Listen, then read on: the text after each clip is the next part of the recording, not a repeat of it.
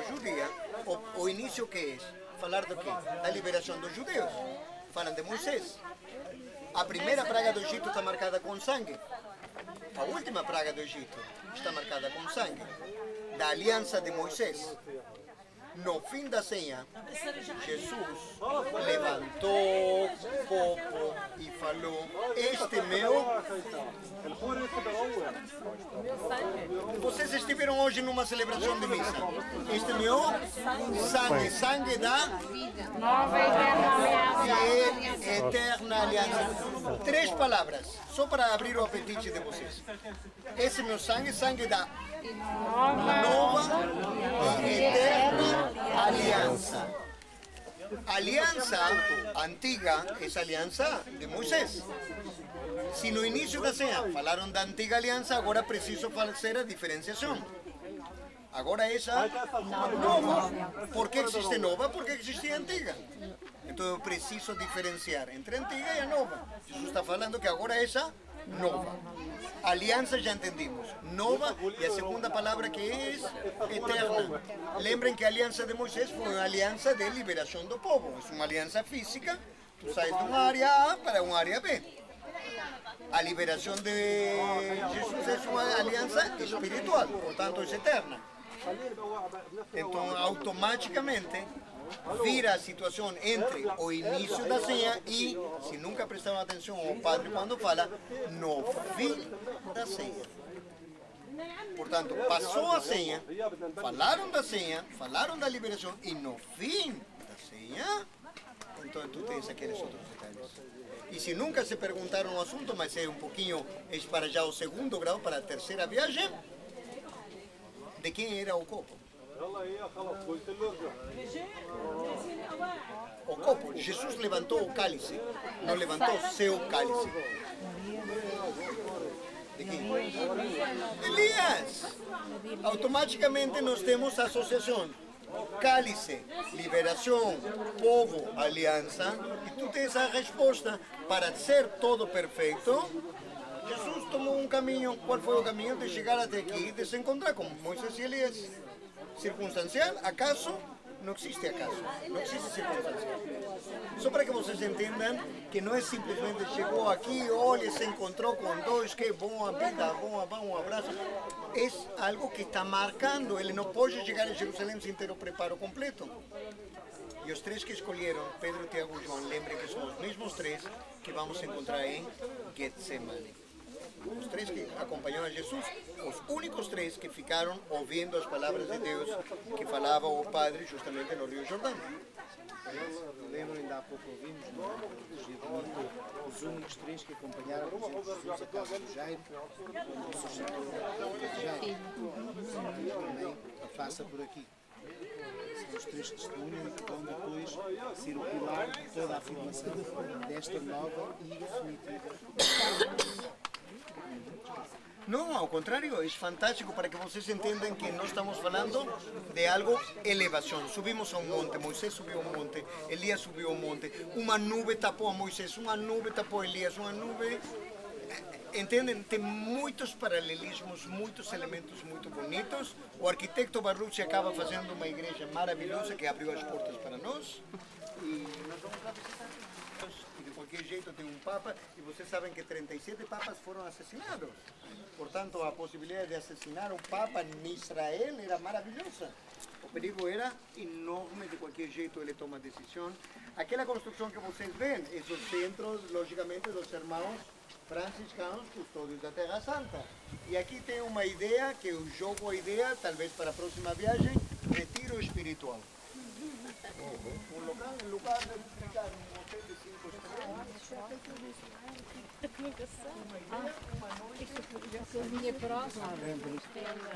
3 tendas, uma para Jesus, uma para Moisés, uma para Elias. O arquiteto Barlucci dos anos 30 do século passado, que ele era um cara que tinha muitos bons contatos com o Papa daquela época, por isso ele não acaba construindo uma igreja, acaba construindo 7 igrejas na Terra Santa. Imagina que bom contato, mas de qualquer jeito vamos falar do positivo. E o positivo é que o cara tem imaginação, tem nível E dentro vocês vão ver como se fosse uma tenda maior, a tenda para relacionar diretamente com Jesus. E aqueles dois laterais, desse lado esquerdo, essa tenda de Moisés, do lado direito, tenda de Elias. Na tenda de Moisés, vocês vão ver Moisés recebendo as tábuas da lei. Está uma iluminação, parecem chifres, mas não pensem em chifres, a tzipora ficou muito bem lá embaixo, 40 dias. E o que está recebendo Moisés é aquela divinidade e o rosto virou transfigurado, resplandecente. Do lado direito nós falamos de Elias, e de Elias vocês conhecem aquele holocausto, pedindo a Deus fazer o fogo do holocausto. Na tenda central, vocês vão ver um nível baixo, o nível da época de lembrar a Jesus através dos tempos. Lembrar a Jesus menino, lembrar a Jesus Messias, lembrar a Eucaristia, lembrar a reencarnação, lembrar tudo o que tiver a ver, a ressurreição, tudo o que tiver a ver diretamente com Jesus, esteja marcado lá. E vocês vão ver uma curiosidade. Quando entram na igreja, automaticamente vocês veem lá no fundo umas escadas que descem. Não olhem só para a escada que desce, olhem primeiro para frente e você vai descobrir que tem um altar acima e outro embaixo. Um altar superior. Um altar de encontro divino e outro altar de encontro humano. Uma coisa muito especial, o arquiteto Barlucci é o único que permitiria para ele fazer uma coisa desse jeito. Comento para que vocês fiquem conscientes daquilo que nós estamos conversando. Jesus, Moisés e Elias. Isso é o que nós temos como local, isso nós temos. Aí vai fazer um marxismo. Não sei se estamos combinados ou não. Faço ideia. Mas com certeza é chique demais, certo? Para vocês que moram longe, não, mas que moram aqui, ai, vamos naquele monte. Não sei, cadê o Padre João?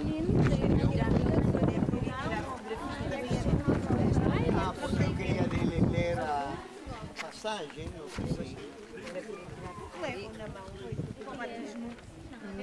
Esse não é o menino. Não, é prenda. É? Jesus tomou consigo Pedro, Tiago e João e levou-os, só a eles, a um monte elevado e transfigurou-se diante deles. As suas vestes tornaram-se resplandecentes, de tal brancura que lavadeira alguma da terra as poderia branquear assim.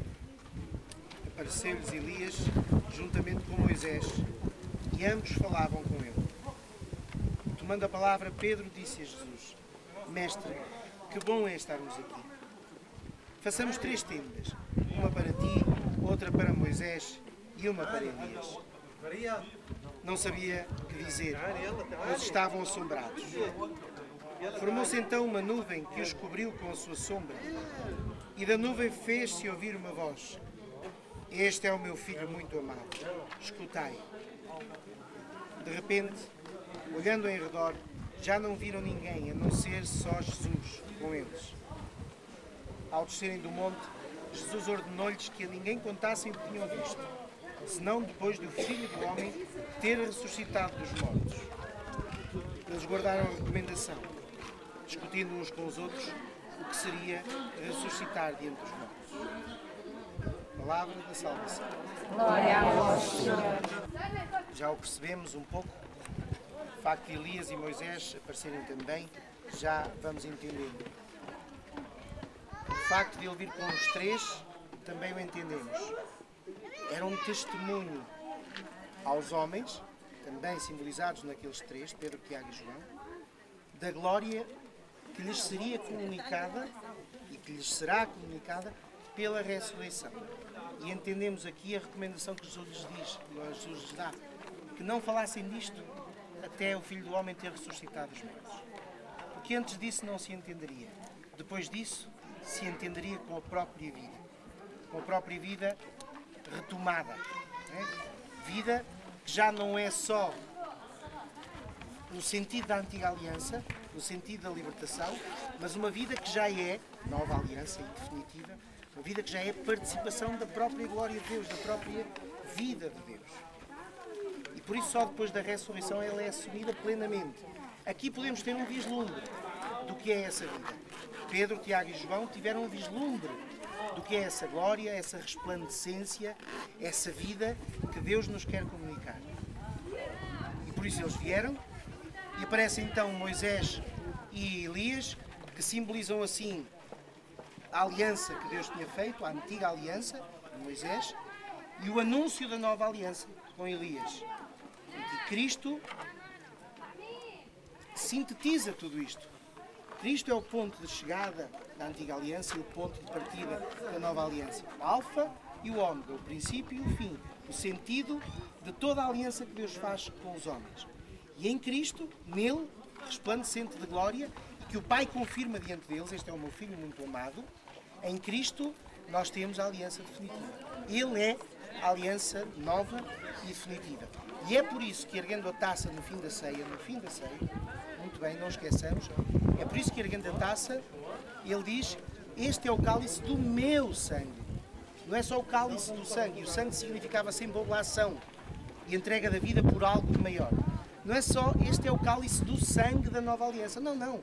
Este é o cálice do meu sangue, da nova e eterna aliança. Portanto, a nova e eterna aliança está em Jesus Cristo. É em Cristo que ela acontece. E definitivamente. E a ressurreição completa então toda esta afirmação. Dá-lhe o sentido eterno. Completamente. Outro pormenor muito interessante é o que Pedro faz e o que Pedro diz. E é a mesma experiência que nós temos quando entramos assim na proximidade e na intimidade com Deus. Quando temos assim os nossos pequeninos vislumbres da glória de Deus e do amor de Deus, o que é que sai do nosso coração? Que bom é estarmos aqui. É ou não é?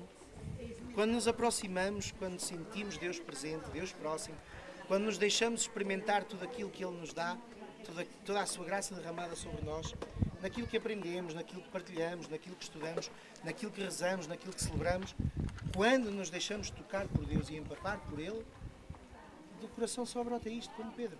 Que bom é estarmos aqui. Então Pedro já nem se lembrou dele e dos irmãos, dos dois.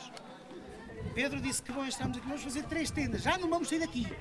Nem era preciso para ele. Uma para ti, outra para o Moisés e outra para ele. O que era importante é que eles não se fossem embora. É tão bom estar convosco. O importante é que eles não fossem embora. Nós dormimos aí debaixo de uma pedra, ou em cima de uma pedra. E o sentido também da humildade humana diante da glória de Deus. Diante daquela resplandecência que eles estavam a testemunhar, eu sinto-me tão pequenino que tudo o que eu tenho ofereço a Deus. Tudo o que quero fazer é para ti. Para a maior glória de Deus, como diz Santo Inácio de Loyola. E por isso Pedro diz: que bom é estarmos aqui, façamos 3 tendas para vós. Diz o Evangelho que não sabia o que dizer, que estavam assustados e assombrados. O assustado aqui não é pânico, é assombrados por aquele mistério, tocados por aquele mistério, de tal forma que descontrola tudo aquilo que nós temos como seguranças na nossa vida. Então, não sabia mais o que dizer, deixou que o coração falasse, porque estavam assombrados, assustados. Depois disso, o que é que aconteceu? Ficou com eles aquele que é o autor de todas as coisas, e depois de ser confirmado pelo Pai. Então agora vamos descer. Normalmente fala dos nazarenos, mas não tire de lado que evangélicos ou outros vão considerar irmãos de sangue. Na fim da história... Eu dizia que nós éramos todos irmãos. Mas ele... Espera, deixa-me só dizer mais uma coisinha. Que ofende. Não, atenção. Não, senti-me ofendido. Outra coisa que nos ajuda a nós, a entender isso. Sim, pronto, mas não vai. Sabemos o que não sabemos, pronto, é só isso. Agora estamos aqui, pronto. Só para entender. Uma coisa que nos ajuda a perder as dúvidas. Se Maria não precisamos de mais nada. Pronto. Amanhã vamos estar no dia da Anunciação. Que eles pensaram em mudar. Mas isso agora e o meu pai e tudo, mas o meu pai nunca virou. Sempre foi desta religião e eu sou e estimo a minha religião. Se Maria é uma verdade mentirosa ou uma mentira apresentada como verdade, sim. E não é propriamente isso que o Evangelho nos passa. não é? Portanto, se o anjo anuncia que ela vai ser a mãe do Salvador, e Maria até lhe pergunta, como é que é isso se eu não conheço o homem? O que é que significa não conhecer homem? Vocês que são casadinhos, o que é que significa não conhecer homem? Não podia ter os Que nunca fez aquela coisa boa. Pois, claro. Boa depende. Quando era no princípio também não é assim tão boa. Olha, pronto, isso já são outras questões que eu não quero saber. Pronto. Também deve. Vamos lá. Então, sendo assim, se é por força do Espírito Santo, se Maria não conhece homens e o anjo explica a Maria como é que vai acontecer, também é uma e definitiva vez. Portanto, Maria concebeu pelo Espírito Santo. Sim, e é nisso que eu confio. Pronto, e pode confiar a Deus.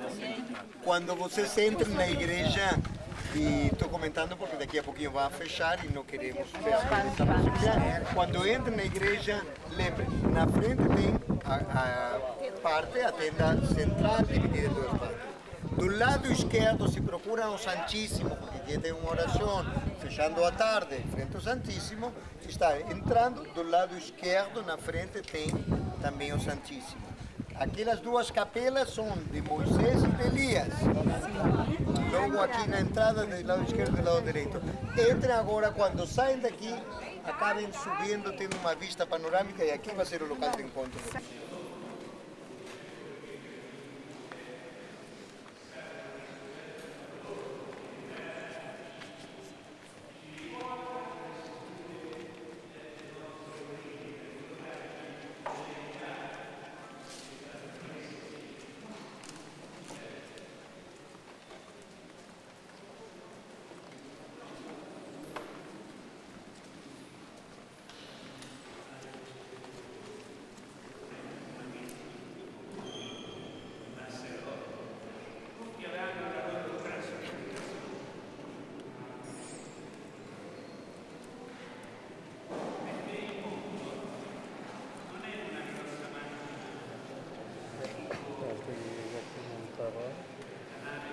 Tem dois altares.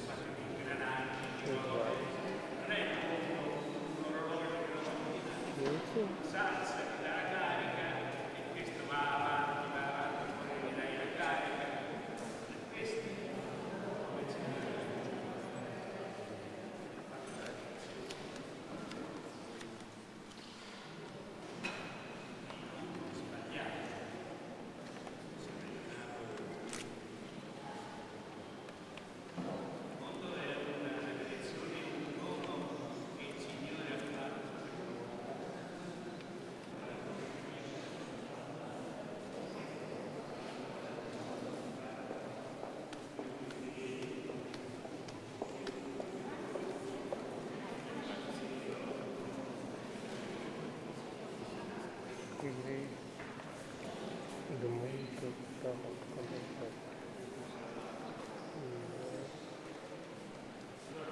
Não estava também.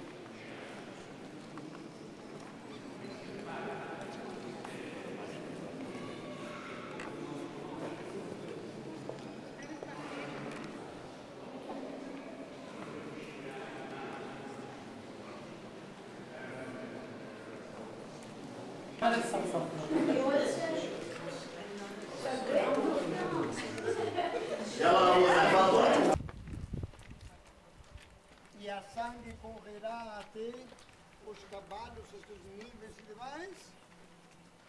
E nós temos tudo isso que vai acontecer hoje em Armagedon, lá naquela diagonal.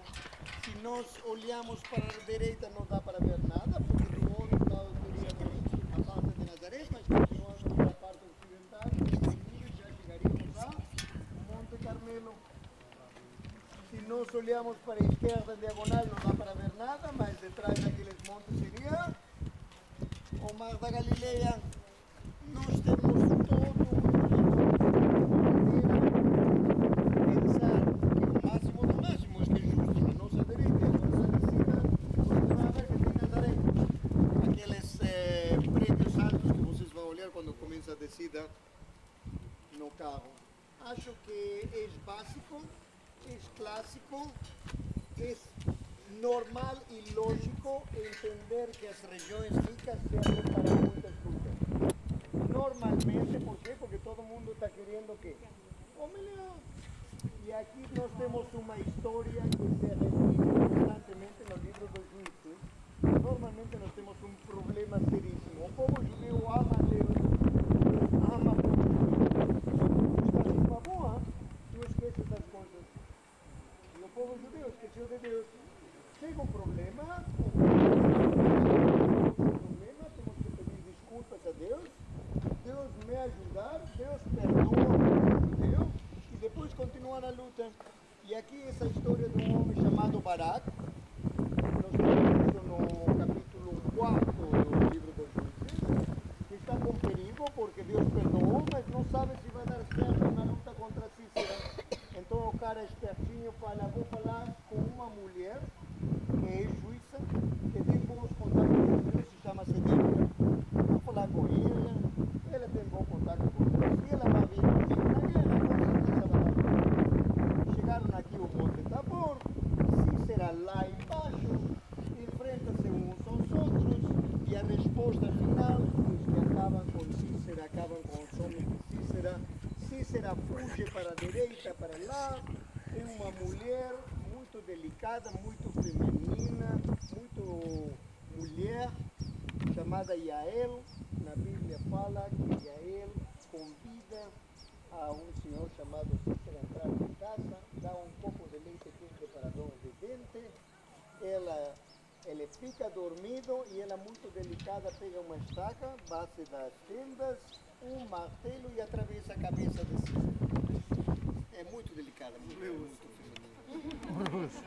Mas muito humana ela. Com certeza nós estamos falando de uma das grandes mulheres que nós temos na Bíblia. Lembrem, porque nós, daqui a uns dias, vamos estar na Igreja da Dormição. E na Igreja da Dormição fazem homenagem a grandes mulheres da Bíblia. Entre elas, a ele. Mas de qualquer jeito, apresentada a área, essa denta não vamos descer desta denta. Então vamos tomar um café. São aqui os anos das terras. Sim, porque todos trabalham em círculo, é mais fácil. Trabalham assim, não. Já estou a perceber, ó Santos. Se trabalham em círculo, olhar com eles ali, trabalhar em círculo. Pois, Onde assim. tem aqueles fardos da palha? Pois, de um lado está verde e do outro lado já está. Não é? Portanto, não só virou igreja,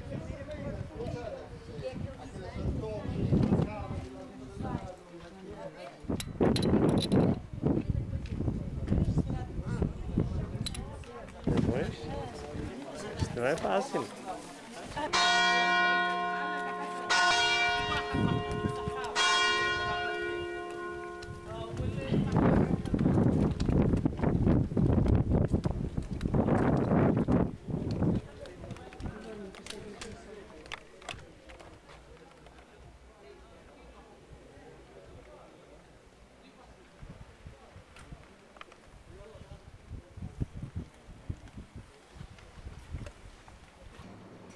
Não estava em condições.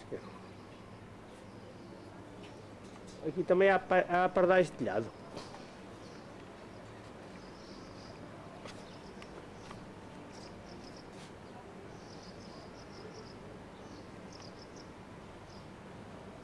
Ora, junto ao hotel chamado Tigreates, onde ficamos 2 anos.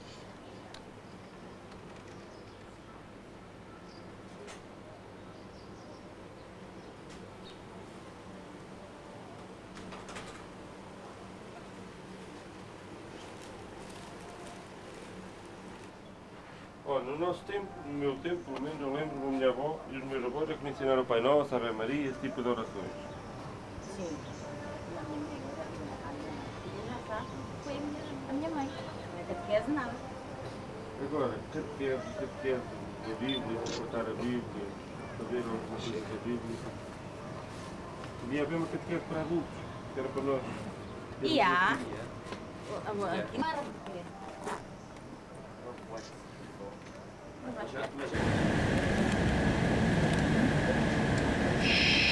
Shalom. Hoje domingo, primeiro dia da semana. E daqui a pouquinho nós vamos ver nas ruas, nas estradas, o movimento fora de... E agora já levanto para ver vocês nessa manhã. Está todo mundo acordado. Que de bom pode sair de Nazaré? Como dizer, é uma aldeia pequenina, local pequeno, cidade importante, chamava-se Seforis. Quem ficava na Via Maris? Lembra na via de comunicação, na via importante?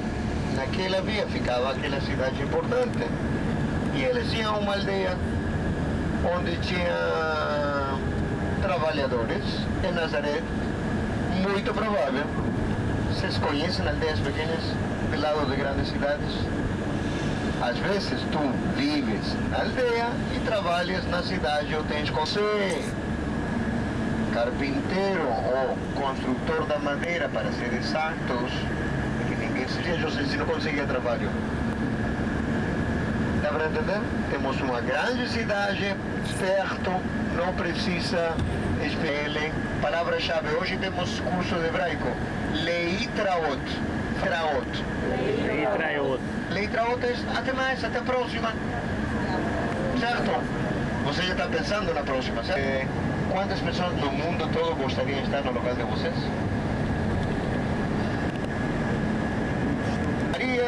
Estão lá, certo? Um por um vai pensando em quantos seres queridos. Se fosse no século XIX, não tinha avião para viajar. A viagem seria muito mais comprida, muito mais difícil. Não tinha ônibus de transportação, não tinha autocarro, entre outras coisas. Vocês lembram que nesses dias falei quente? Ok, hoje vai ser quente. Adianto para evitar confusões meteorológicas. Hoje está certo que temos um dia comprido, mas de qualquer jeito temos emoções, temos viagens. Cumprir com um mandamento bíblico. Vocês sabem o que vamos fazer no fim da tarde? Subir a Jerusalém. Vale dizer, a viagem toda é Jerusalém, mas nós sabemos que a viagem vamos ter um monte de outras coisas. Mas num momento específico vamos dizer, pronto, já não tem mais nada, agora só estamos subindo a Jerusalém. Para chegar em Jerusalém, para ver, antigamente chamava-se para ver do templo, a casa de Deus. Lembra que nós falávamos da casa de Deus? Todo aquele que consegue ver a casa de Deus, automaticamente vira peregrino. Tem pessoas que acham que visitar o templo, entrar no templo era ser peregrino. Eu costumo explicar, não, só ver, levar as oferendas. Está levando as oferendas ao templo? Imagine, tem que caminhar, tem a preocupação de carregar oferendas, chegar no templo, já que chega não vai ficar 2 horas tocar e voltar. Já ficava vários dias, acabava todo aquilo e tinha que voltar. 4, 5, 7, 8, 10 dias, depende da distância. Você já pensou quantos dias deixou a sua casa